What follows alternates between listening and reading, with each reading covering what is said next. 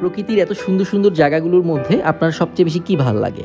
পাহাড় কিংবা ঝর্ণা, অথবা কোনো লেকের পাশে চুপটি মেরে বসে থাকা, নাকি প্যাডেল বোর্ডে করে লেকের পানিতে ছুটে বেড়ানো, বা নৌকায় করে কোনো ঝর্ণার কাছে চলে যাওয়া?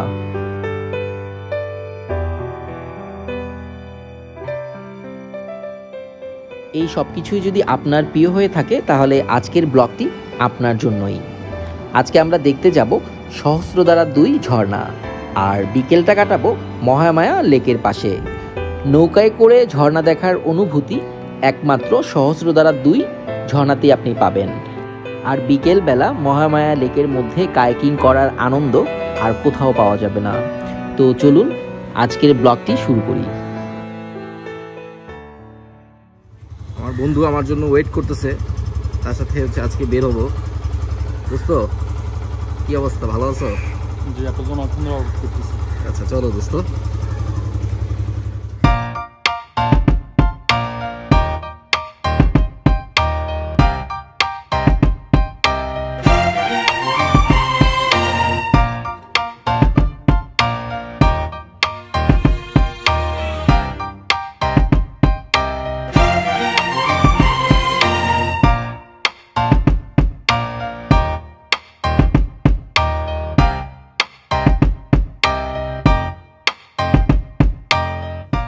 হ্যালো, আসসালামু আলাইকুম ভিউয়ার্স, কেমন আছেন সবাই? আশা করি ভালো আছেন। সহস্রধারা 2 ঝর্ণার 2022 সালের প্রথম ঝর্ণা ভ্রমণ আজকে আমার হচ্ছে। এই বছরের বৃষ্টি হওয়ার পরে এখনও ঝর্ণায় যাই নাই, তো আজকে আসছি সহস্রধারা 2 ঝর্ণাতে। তো দেখেই বুঝে যাওয়ার অবস্থা, যেখান দিয়ে উঠে দেন হচ্ছে নৌকায় করে তারপর হচ্ছে ঝর্ণা যাব। So let's go.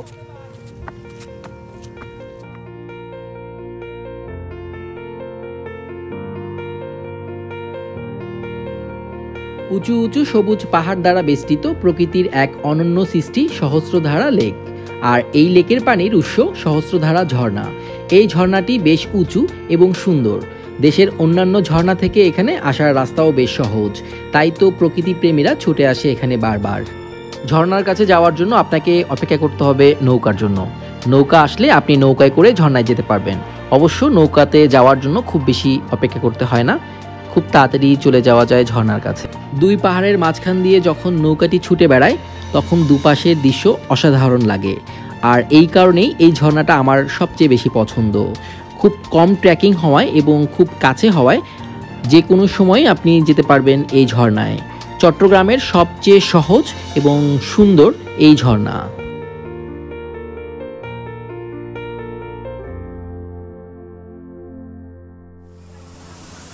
কি ভাইয়া, কেমন অনুভূতি, কেমন বলেন তো? আমি জানতাম না যে এখানে কাদা আছে। হ্যাঁ, থাকলে ভাই আমি কখনোই তো জানতাম না। পিছনে দেখেন, ওই যে সামনে দেখেন।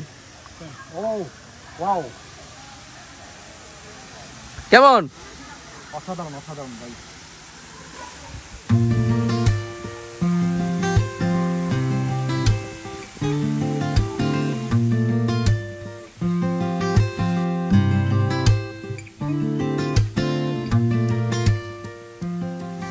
অবশেষে পৌঁছে গেছি হচ্ছে সহস্রধারা 2 ঝর্ণার হচ্ছে একবারে দ্বার প্রান্তে। এখানকার এত সুন্দর এই পরিবেশটা। এখন হচ্ছে 2022 সালে যে বৃষ্টি হয়েছে, বৃষ্টির পরিমাণের অনুযায়ী ঝর্ণায় পর্যাপ্ত পানি আছে এবং পানিটা এখনও একটু খোলা, বাট হচ্ছে পরিষ্কার হয়ে যাবে কিছুদিনের মধ্যে। তো আপনারা যারা আসবেন এই সহস্রধারা 2 এবং ট্রেকিং যদি আপনাদের হচ্ছে কম পছন্দ হয়, যদি ট্রেকিং করতে খুব কষ্ট হয়, তাহলে হচ্ছে এই সহস্রধারা 2 ঝর্ণাটা হচ্ছে আপনার জন্য। আপনার খুবই অল্প কষ্টে আপনি এই সুন্দর ঝর্ণাটার কাছে পৌঁছে যাবেন এবং সামনে একটা লেকও আছে, আপনি নৌকাও ভ্রমণ করতে পারবেন। তো সহস্রধারা 2 আসুন, ঘুরে বেড়ান।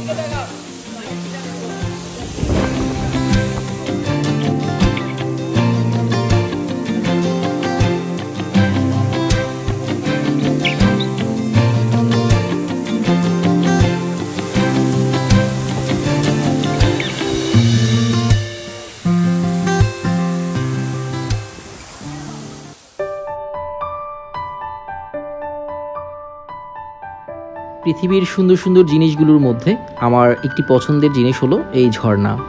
ঝর্ণার কাছে আসলে মনটা যেন কেমন শান্ত হয়ে যায়। মনে হয় নিজের সব দুঃখ কষ্ট এই ঝর্ণার পানিতেই বিলীন হয়ে যাচ্ছে। আমাদের সহস্রধারা 2 ঝর্ণা দেখা শেষ, এবার ফেরার পালা। কেমন লাগছে আজকে ঝর্ণা এসে? অবস্থা খুবই ভালো লাগছে, তবে যে এখানে যে অবস্থা, ঠিক আছে, এই অবস্থাটা ভালো দেখতেছি না। কোনটা? নৌকা আসার কথা ছিল এখানে, চলে গেছে ওইখানে। কেন কেন গেছে? চলে গেছে, এটা অবৈধভাবে চলে গেছে, ঠিক আছে। তা আমার চিন্তা ভাবনা হচ্ছে নামাইয়া যে মাঝি, ওর পাশায় যদি 2টা বাড়ি দিতে পারতাম। কেন? ওই যে অবৈধভাবে সে ওখানে নোংর করছে। আচ্ছা, ঠিক আছে। ও আচ্ছা, ও কি যাচ্ছে না? ও এখানে আসার কথা ছিল। নৌকা ভালো না, ঠিক আছে, কিন্তু নৌকার মাঝি ভালো না। নৌকা ভালো কিনা সেটা জানি না। আমরা আসলে এখানে নৌকার জন্য ওয়েট করতেছি, বাট এখনো নৌকা আসে নাই। ও নৌকা অবৈধভাবে অন্য জায়গা থেকে মানুষ নিয়ে যাচ্ছে, দ্যাটস ওয়াই আমার বন্ধু খুব রাগ। সে নৌকার মাঝিকে মানে উত্তম মাধ্যম দেওয়ার চিন্তা ভাবনা করতেছে, যেটা আসলে উচিত না।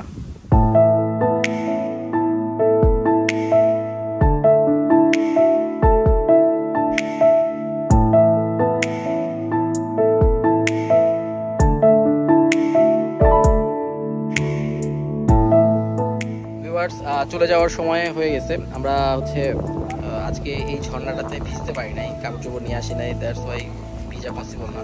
অন্য একদিন এসে ভিজবো। তো আমরা এখন ভাবির হোটেলে যাচ্ছি, ওখানে চুই ঝালের মাংস খাবো। দেন খাওয়ার পরে বীরেশ্বরাইয়ের মহামায়া লেকে যাবো। তো ওখানে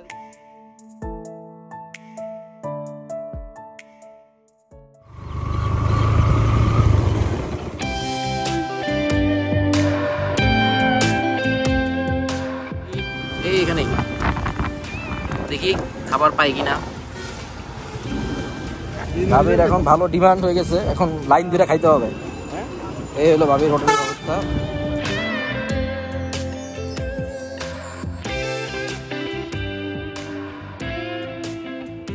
কেমন লাগছে আনিস? এগুলো যেরকম ধারণা করছিলাম তার থেকে আরো ভালো বেশি লাগছে। অসাধারণ মনে আমার আসলে ভাবির হোটেলের মাংস অসাধারণ, তাই না? আপনারা চাইলে সবাই আসতে পারেন।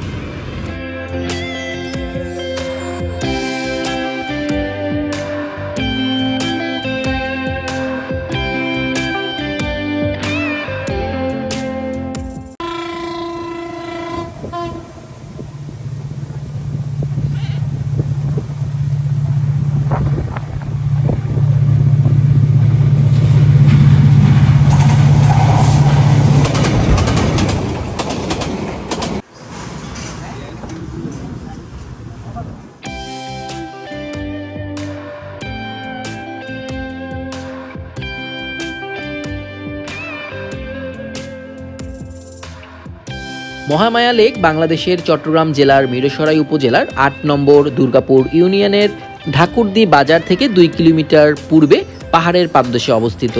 ফয়েজ লেকের পরে এটি বাংলাদেশের দ্বিতীয় বৃহত্তম কৃত্রিম লেক। এটি মূলত একটি সেচ প্রকল্প। অত্র এলাকার জলাবদ্ধতা ও পাহাড়ি ঢল নিরসনে এবং শুষ্ক মৌসুমে কৃষিখাতে সেচ সুবিধার লক্ষ্যে 1999 সালে পানি উন্নয়ন বোর্ড কর্তৃক মহামায়া সেচ প্রকল্প হাতে নেয় এবং মহামায়া খালের উপর সুইচ গেট স্থাপন করে। আর এভাবেই সৃষ্টি হয় দেশের বৃহত্তম কৃত্রিম লেক মহামায়া। এখানে আসলে আমার মতো এরকম ঘাসের মধ্যে বসে থাকবেন অথবা শুয়ে থাকবেন। শুয়ে শুয়ে এই লেকের সৌন্দর্যটা উপভোগ করবেন। অসাধারণ সুন্দর। আর বিকাল বেলা থেকে সন্ধ্যার সময় পর্যন্ত আপনারা এখানে থাকতে পারেন। প্রচুর বাতাস এবং এই সময়টা আপনি উপভোগ করবেন। আর মন চাইলে কাইকিং আছে, কাইকিং বোট দিয়ে পুরো লেকটা, অনেক বড় লেক, পুরো লেকটা আপনারা ঘুরতে পারবেন। এই হলো অবস্থা। আপাতত আমি একটু শুয়ে থাকি, ঘুমায় প্রকৃতির মজা নেই, ঘুমাই। মহামায়া লেক নৈসর্গিক সৌন্দর্যের এক অপূর্ব লীলাভূমি। পাহাড়ের কোল ঘেঁষে আঁকাবাঁকা অপরূপ সুন্দর এই লেক। ছোট বড় অসংখ্য পাহাড়ের মাঝখানে অবস্থিত এই লেকের অন্যতম আকর্ষণ পাহাড়ি ঝর্ণা। স্বচ্ছ পানির ঝলাধারের চারপাশে সবুজে চাদরে মোড়া। দেখে মনে হবে যেন কোনো শিল্পীর সুনিপুণ কারুকাজ।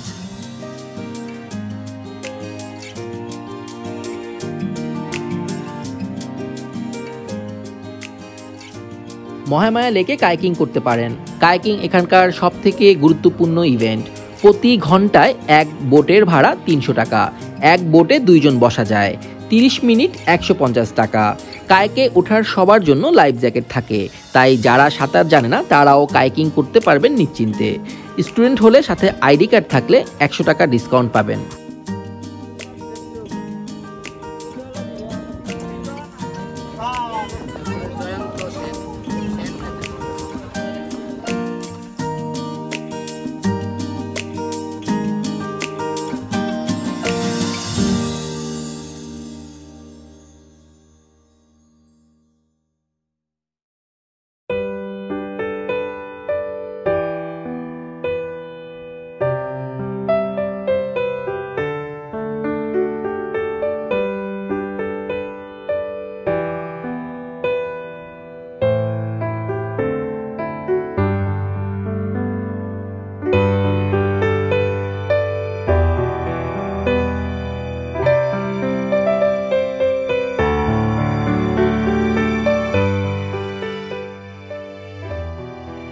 শুধু কায়াকিং বোট নয়, মহামায়া লেকে আছে প্যাডেল বোট, যেখানে 4 জন করে বসা যায়, প্রতি ঘন্টা 400 টাকা।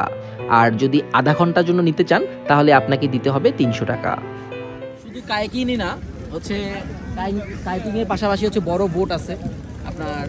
এই যদি আপনারা বেশি মানুষ হন, বড় বোটে করে হচ্ছে এদিকে হচ্ছে ঝর্ণা আছে, আরও অনেক সুন্দর সুন্দর জায়গা আছে। এটা বাংলাদেশের দ্বিতীয় বৃহত্তম লেক, 11 বর্গ কিলোমিটারের লেক।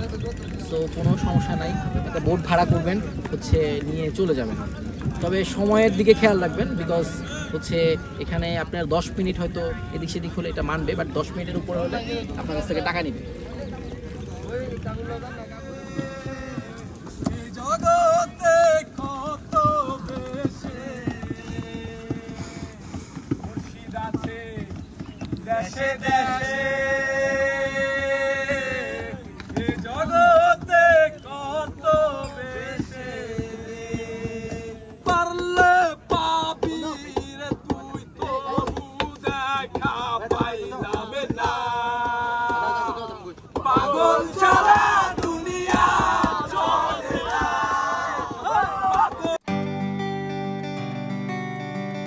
মহামায়া লেকের বেড়িবাঁধের উপরে আপনারা চাইলে ক্যাম্পিংও করতে পারবেন। সপ্তাহের যে কোনো দিন রাতের বেলা ক্যাম্পিং করা যাবে। সন্ধ্যা 6টা থেকে পরদিন সকাল 7টা পর্যন্ত জনপ্রতি ফি 600 টাকা দিয়ে আপনারা ক্যাম্পিং করতে পারবেন। তবে মেয়েদের ক্যাম্পিং করার জন্য এখন পর্যন্ত অনুমতি নাই।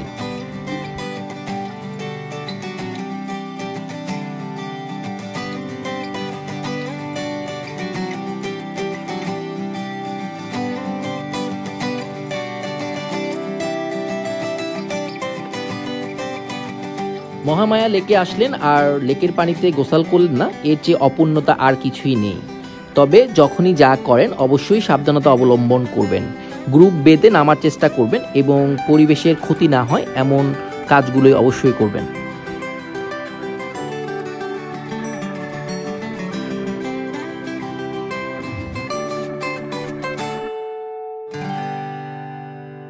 ভিউয়ার্স, দাঁড়িয়ে আছি হচ্ছে আপনার মহামায়ার মধ্যে যে বড় একটা হচ্ছে পানির ড্যামের মতো আছে ওই জায়গাটাতে। এখানে আসলে কখনোই আসা হয় নাই, this is the first time হচ্ছে এখানে চলে আসছি।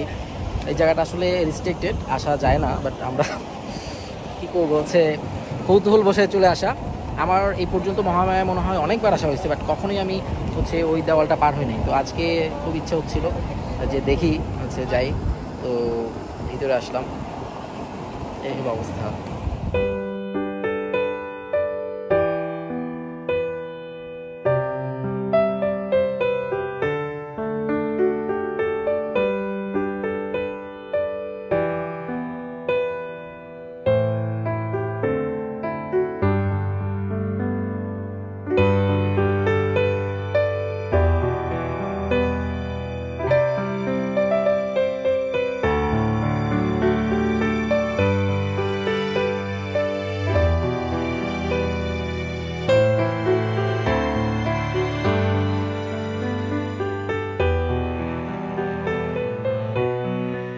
যাচ্ছি কিন্তু যাচ্ছি না, আবারও ফিরে আসবো আপনাদের মাঝে নতুন কোনো জায়গা, নতুন কোনো ভিডিও নিয়ে।